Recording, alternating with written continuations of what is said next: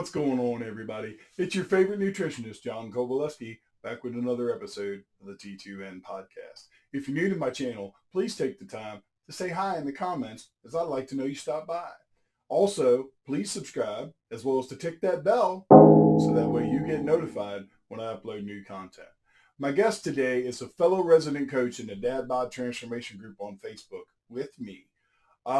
He is also a competitor in the NPC bodybuilding organization, which is an amateur bodybuilding outfit that's closely related to the IFBB.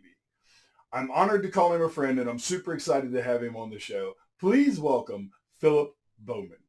Hey, Philip, how you doing? It's been a while since we talked, buddy. I'm good. Yeah, I'm good. Thanks. How are you? Oh, can't complain, man. Can't complain. So you've been pretty busy. I mean, you're actually putting on some size now for another competition, right? Yes. Yeah. So I've been training, helping others train, Okay. working with them online, Right. and I've been trying to put on some mass too. So when I competed this last summer, to do better, I just need to put on some more size just to Mm-hmm. be more competitive. So I've been trying to put on some more size, but I mean, as you do that, more muscle, you have to put on more mass. You have to be in a calorie surplus. So, Right. you're not going to have the ripped abs maybe 24/7 all the time. But it does feel Exactly. good because I feel stronger. Mm-hmm. I'm not starving to death. I feel like I look more like a bodybuilder, but then I feel like then my I may not be as ripped as you want to be. So it's just like 50-50. But yeah, that's my goal right now. So I'm just Right. growing with that and going to keep going through that probably till the spring or so. No, I hear you. Yeah, that's pretty typical for most bodybuilders. They go through Mm-hmm. cycles where they're trying to put on size, and then they go through Mm-hmm. like cutting phases.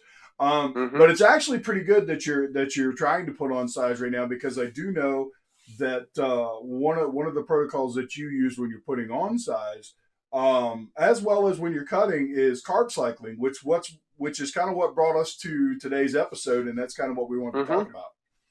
Mm-hmm. Yeah. So kind of explain to everybody. I've never personally done actual carb cycling myself. I've dabbled in some other things, and we'll discuss that here in a little bit. But kind of tell everybody what exactly is carb cycling from a bodybuilding standpoint. Okay.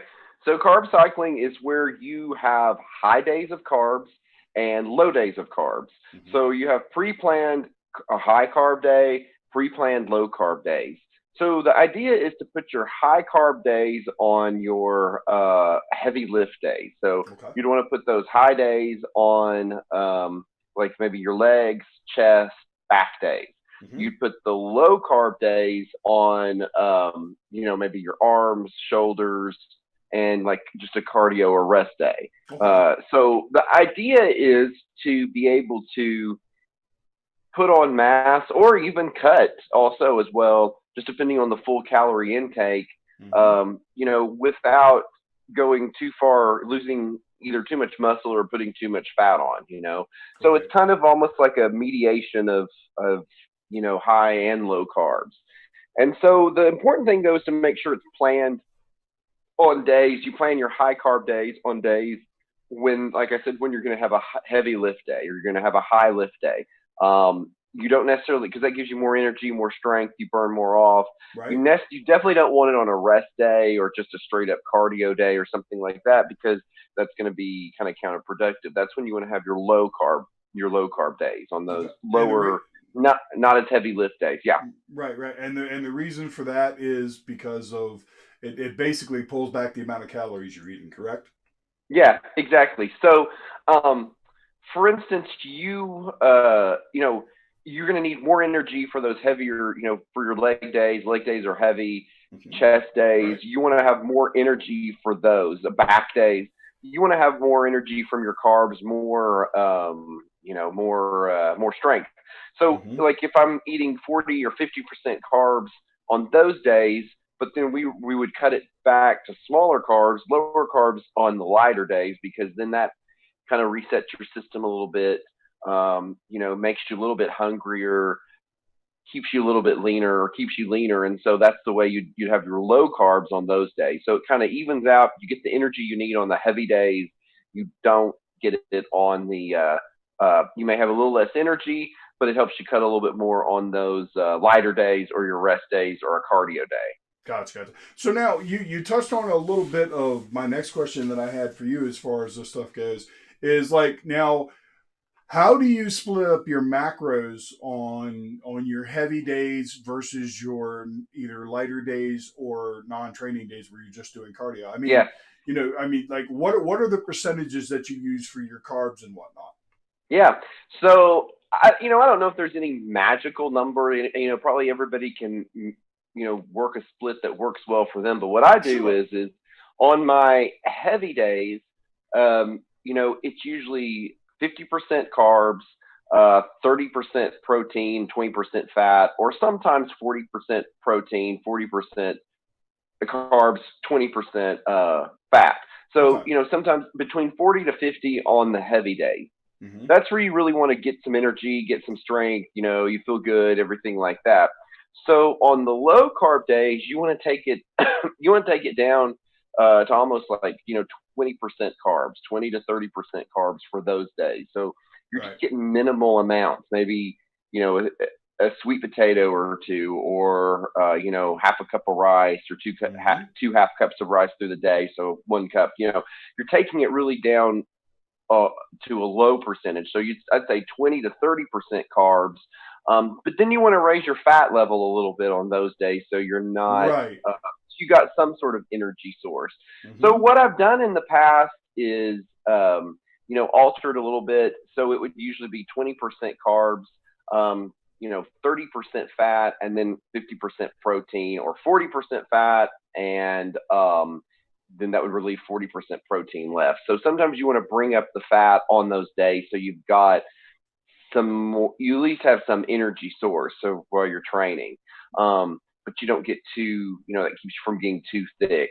So usually I like to bring the carbs down as low as 20% Yeah. on those days. Bring up Mm-hmm. the fat level a little bit. You might have, those might be the days you're eating a lot of protein. Bring up the, 50% protein, 30% fat, 20% carbs, Right. or you could go 40% fat. Mm-hmm. You can kind of play with it. Either way works out, but those are the days you bring it down, to basically pretty low, almost minimal carbs for the day. Right, right. Yeah, and see that's the thing that most people don't understand is when you are doing any sort of carb cycling, and this was what I found in my research as I was preparing for this particular episode. Um, Fats are very important when you're trying to recover from your heavy training days, Yeah. and to so many people like when they're on a cutting phase, they're afraid of fat, and they Hmm. have a tendency to they'll dial back the carbs and they'll still keep their fat low, Hmm. and that's not always the best way to go about doing things. You need Right. healthy fats. Now, Hmm. mind you, you don't want to be sitting around eating cheeseburgers and other fatty things that aren't really good for Right. you. Right. But you need to make sure that when you dial back, typically what I would suggest that people do is on days where you're either training very very light or doing nothing but light cardio, I would kind of as you bring down the carbs, I would take whatever you bring down in carbs and I would split that between protein and fat.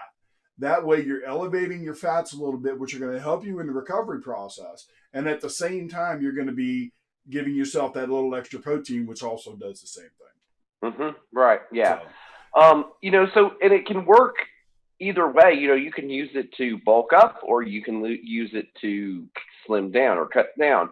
It really just depends on. So, we talked about the percentages, but it all really depends on your overall calories for the day. So I right. could be looking at 4,000 calories for the day, only 20% carbs, for that day, but that could be way more than if you're only on 1,800 calories for the day, Right. 20% carbs. So, I mean, Mm-hmm. it doesn't necessarily mean you're going to be cutting because you're having low carb days. I use it for a lot of people I train, because a lot of people I train may not be going for a contest, but they just want to keep like a year-round, nice, even lean look, and so this kind of keeps Right. them regulated. They can Mm-hmm. enjoy. They may not want to be bulky and huge, and they may not be ripped and cut. They want to be moderate, and so this allows them to, have some days they maybe enjoy a little more, but also have some days that they cut a little more and get kind of hungry before they start in on the next the high carb day. So Yeah. it really all depends on your overall calorie intake, Mm-hmm. and then you split that up into your portions Yep. or your And macros from there. right. And it depends on your goals too. I mean, because as you Yeah. touched on, you can use carb cycling to both put on size as well as for weight loss. It depends on your goals. It depends on the way you have a tendency of doing things as far as how you want to handle it. Because there are some people that may not necessarily be bodybuilders. They may just be people that are just want to use carb cycling to lose weight. Depending on their metabolism and their lifestyle and their workouts, all these things that you and I as coaches reach out to our clients to try to get all that information, because the information exchange between a coach and a client is extremely important. Okay. Mm-hmm. The more, I say this all the time, the more we know about our clients, the better equipped we are to be able to help them reach their goals. So if you've got somebody that's trying to put on size, like in your particular case, when you use carb cycling, you're pretty much going to want your total calorie intake to stay the same, because your calorie intake is designed for you to be at a surplus. Okay. Mm-hmm. Whereas somebody that's using carb cycling as a way to lose weight, they're going to want to actually, on those days, they're not only going to cycle back their carbs, they're not going to be playing around with their calories to keep them the same level. They're actually going to want to let them drop as they drop the calories from the carbs. Okay. For example, each gram of carbs has 4 calories. Okay. So say they drop down to, on a day where they're eating a moderate or a high day, they may be eating 150 grams of carbs. They drop down to 50 grams of carbs. Well, they just lost 400 calories. But rather than adding those calories back in, they just let themselves stay in that deficit. And doing that actually works better as far as using carb cycling for a weight loss protocol. Mm-hmm. Mm-hmm. Yeah. Yeah, I've done it 2 ways. I've done it where I keep the calories the same every day. Mm-hmm. Like my calories are the same, but I've also done it where I've had high calorie and low calorie days on those low carb days. So I've done it both ways.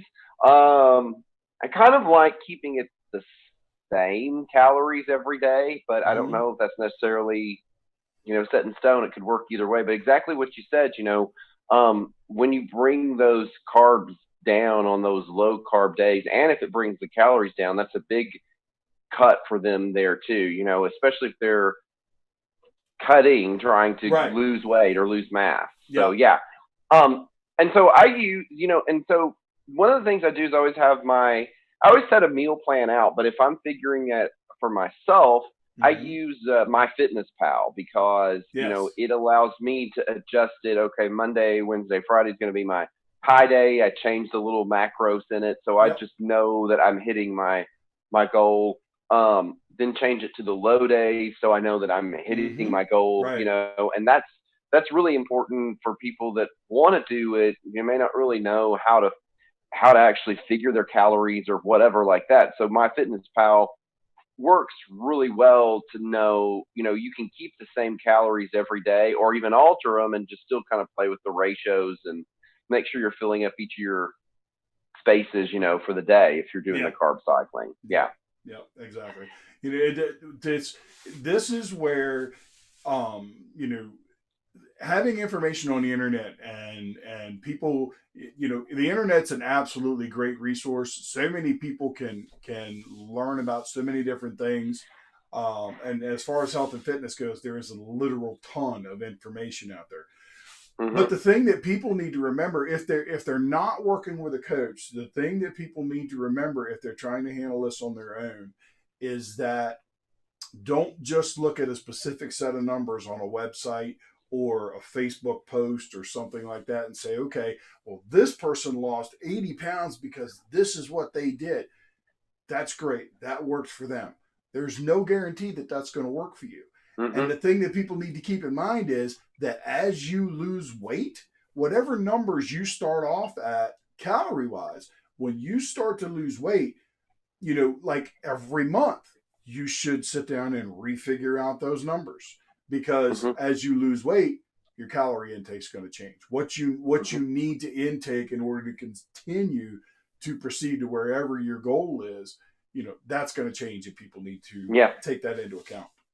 And I think some people, the first thing when I, write a plan for some people, and there's most of the people I train are wanting to either drop some sort of fat. Right. They're a little, you know, flabby or whatever, and they want to drop a little bit.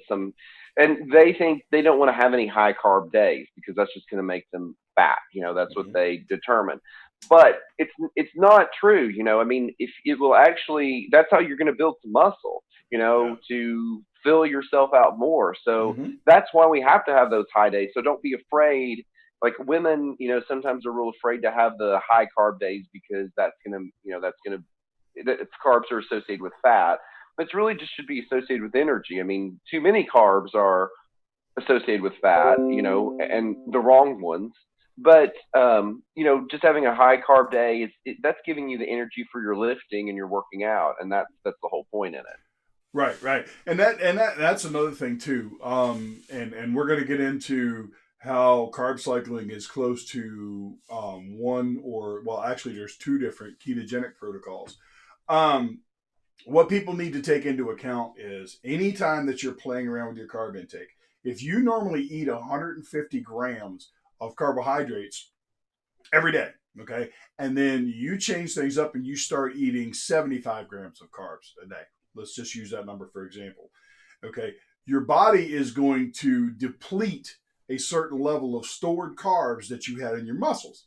The form of stored carbohydrates in the muscles called glycogen. Okay, as you deplete that glycogen, you're actually going to lose weight because for every gram of glycogen that you store in your muscles, you also store 3 to 4 grams of water. So what people see when they start to eliminate carbohydrates, like people with the ketogenic diet, um, you lose water in the process, and so you see a larger amount of weight loss in a Mm-hmm. faster window of time Mm-hmm. because of that. So Mm-hmm. what people need, as far as people that are just carb cycling, what they need to keep in mind is that that scale is going to fluctuate as your diet fluctuates. You know what I'm saying? As your Mm-hmm. intake fluctuates from day to day, your scale is going to fluctuate too. Which is why I don't know about you, but personally with my clients, I tend to tell them to only weigh yourself about once every 2 to 3 weeks, once a Mm-hmm. month if you can stand to wait that long, Yeah. Yeah. because your scale's constantly going to lie to you. It's constantly going to be bouncing up and down as you fluctuate your intake. Mm-hmm. So that's something that you need to keep in mind. Yeah, exactly. Another thing that I like about carb, well, one of the things you said, ketogenic diets, people will see, a big weight loss, but you also mentioned the water. I mean, to me, a lot of times they end up with a flat look too, as well, especially if you're trying to build muscle. So Mm-hmm. that's why the carbs help you have a fuller look. That's why we have the higher days. I mean, some people the keto has really worked well for them. I've just Mm-hmm. it's also very extremely specific, and Yes. it's not. And the thing I like about carb cycling is it's flexible. Mm-hmm. Like so, let's say for instance, I'm going to a wedding and I'm going to probably be eating big tonight, or maybe going to have, I know I'm going to have some carbs there or something like that. Right. I'm going to switch my heavy lift day to today. I'm going to lift Mm-hmm. heavy. I'm going to eat carbs all day, and I'm able to work it into, something that I have going on. Right. Oh, I lost your audio. Can't hear you.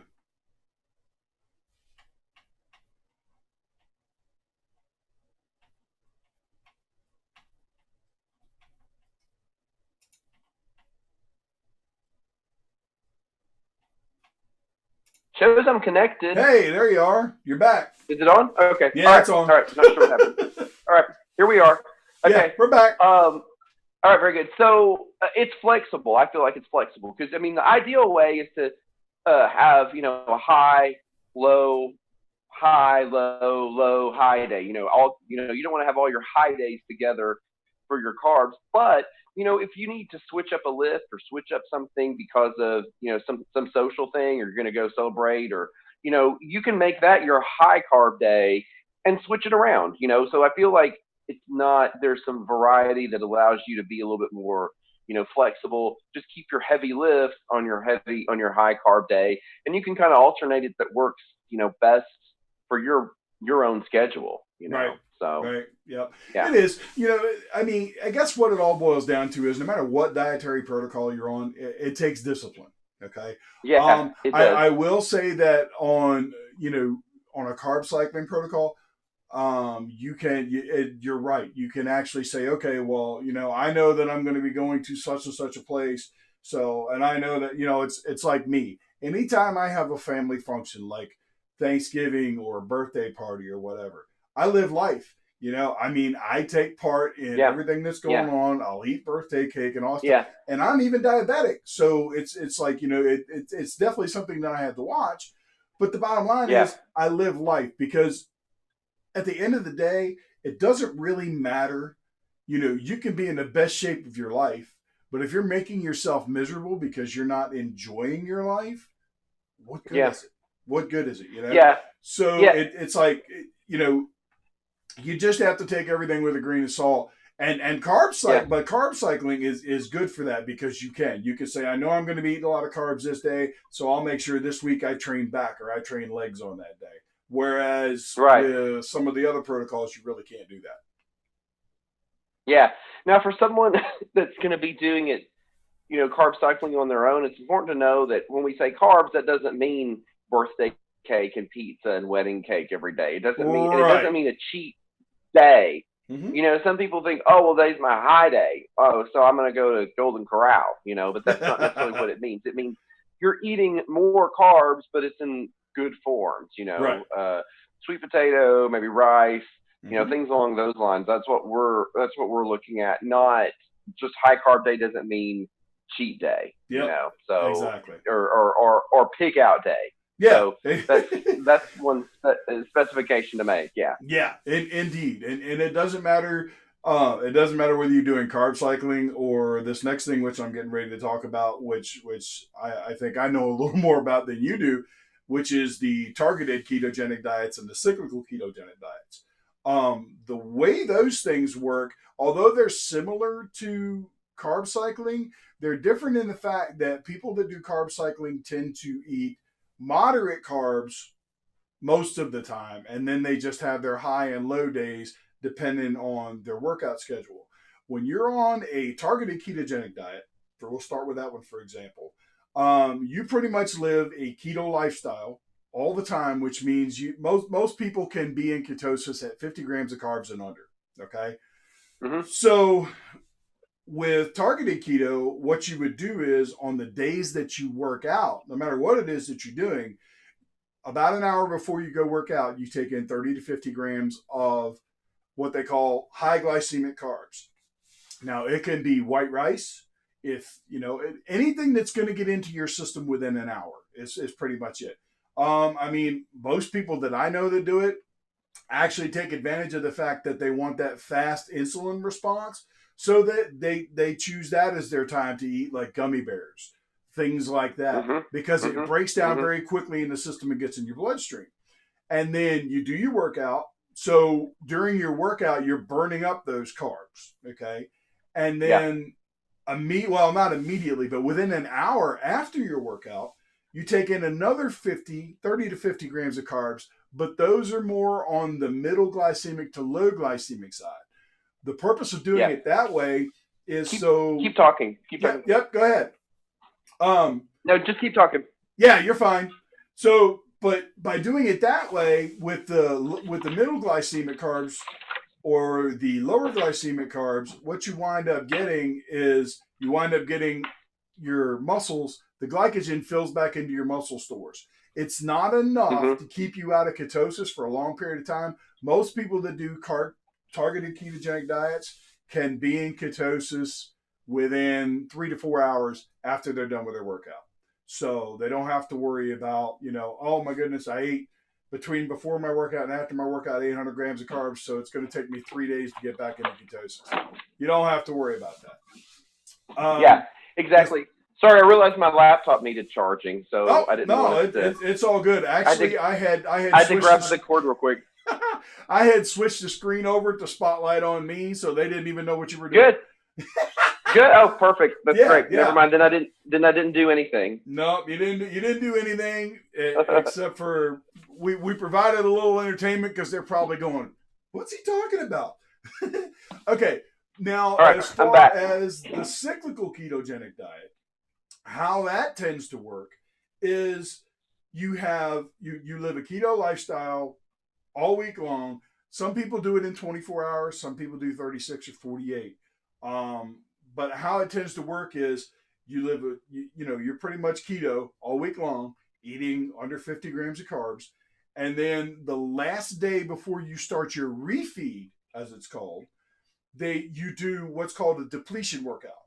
Typically, how that works, when I did it, what worked best for me was I would pick two exercises for each muscle group, and I would do 5 sets of 25 on each one of those exercises for each muscle group. So I basically did a total body workout with two exercises for each muscle group, 25 reps each set. Okay, completely depleting all the glycogen stores out of my muscles. Then you go through a process where over the course of however long your refeed is, whether it's a day, 2 days, whatever the case may be, most people are eating at least 800 grams of carbs, if not 1,000. Okay, it's called supercompensation, and what happens is when you do it, your muscles are just like sponges, and they grab all this glycogen, and it just crams into your muscle cells. Okay, by doing this, it also resets certain hormones in your body, like leptin is another one. It's a big one for creating the feeling of satiety. It makes you feel like you're full. When people are under dietary protocols, they have a tendency to be low in leptin levels. And when that happens, they find themselves, it's harder to eat enough to feel like you're full. Okay. It also resets cortisol levels, which we all know cortisol is a big one for controlling fat storage and things of that nature. Right. So you do your refeed, and then after your refeed time is over, you jump right back on the keto bandwagon. And that works for some people. Did not Yeah. work for me. I tried it for a month, and it was like, I'm a fat kid at heart, Philip. I am. I used to weigh 400 pounds. I'm a big fat kid at heart. And if you tell me that I can eat 1,000 grams of carbs in a day, that shit is not going to end well at all. And it didn't. Yeah. It didn't work well for me. Yeah. So. Well, I think that, I know in the past for me when I've had cheat times or refeed times, sometimes it just becomes out of control. It's like it's almost like if you stay under a closer gun all along, it sometimes it goes better. But yeah, it depends on the person, for sure. So yeah, it's a binge. And it's like a binge that happens when you do it. The thing you have to be really careful with is when you're on you're on anything, and I'm allowed. So I have 2 cheat meals a week, and I really do cheat on them. But you just have to make sure that that's your cheat meal, not a cheat day. And so just because high calories doesn't mean a high bad for you food or high junk food. It doesn't mean a binge day. Yeah. And so exactly like you said, if you're going to have a refeed day like that, it's got to be carbs that are, within a plan, plan for you. So not, but yeah, I mean, that could be that. I could see how that could work too, because I could even see how it could work like in a bodybuilding situation, because that could really make you fuller. You could get really depleted and then fill you up to make you look a little fuller and thicker when you have that refeed day. Right. So, I mean, I could definitely see that. And I know a lot of bodybuilders actually use that getting closer to a contest. Yeah. I've always had a few high carb days all along, but I know that some do it where they're low carbs for 6, 7, 8 days, almost no carbs, and then have that one refeed day. They have that one refeed right before the competition, because what it does, it just puffs them. Well, it's just like I was saying before. When you store every gram of glycogen that you store in your muscles, you pull in 3 to 4 grams of water, so it gives the muscle bellies a fuller look, and that's why they do it. That's also why I know, I don't know if you've ever done it, but I know a lot of bodybuilders, when they're going through their carb restriction, they also restrict their water. And as they get closer and closer to the competition, they restrict less and less water.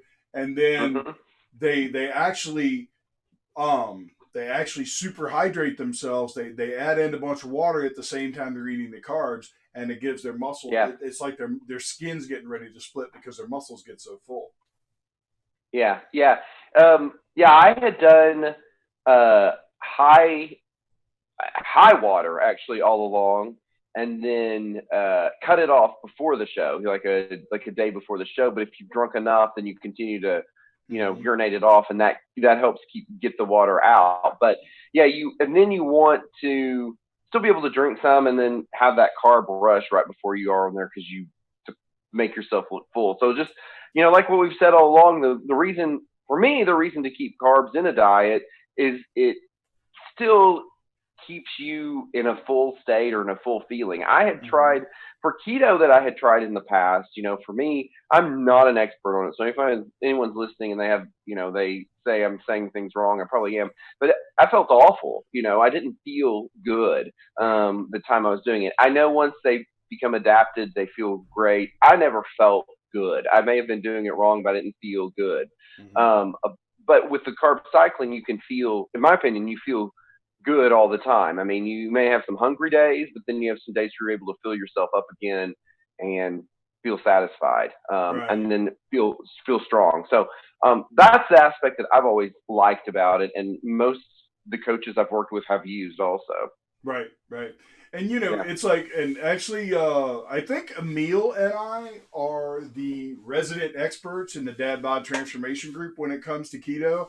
I have lived they the are. Yeah. yeah, I've lived the ketogenic lifestyle. I'll get it out here in a minute for a little over 2 years now, off and on. And Emil, I know Emil's been on it for a while as well. And Mhm. Mhm. keto, you're exactly right. But it's at the end of the day, like we've been saying all along, it doesn't matter whether it's carb cycling or the ketogenic protocol, the Atkins diet, this crazy snake diet that I hear people talking about now, which I don't know what it is, and I really don't care to know. Um, Yeah. Everything doesn't work for everybody. You need to find what works for No. you and Yeah. stick to it. Yeah. So, Yeah. That's exactly right. That's exactly right. And I suppose every body type doesn't work with every type of diet. that's right. Every lifestyle doesn't fit with every Mm-hmm. type. So you have to do what works for you. Thing just to, I always just want the thing that I, have learned over the time period is you got to learn your foods. If you can do it on your own, you don't have someone helping you or coaching you. You need to learn what foods are get what kind of macros for you. What is a protein? What does Mm-hmm. get, we all think we know. Sometimes you start thinking, something's good for you and it's actually not. So, Right. learn what is a protein, learn what is a carb, learn what is a fat, and Mm-hmm. what are the good fats and good proteins and good carbs. And you have to, educate yourself on those things. Because things I used to think, I remember when I wanted to be a bodybuilder, but I didn't. All I did was work out. But I didn't really know how to eat. I'd go Right. about it in really weird ways. I just thought if I Mm-hmm. starved myself, if I ate a bunch of salads, if I just, and that was probably 6, 7 years ago before I really took the time to learn and research. And then once I Yeah. did, I learned. I mean, you realize how you have to do it and the foods that you have to eat.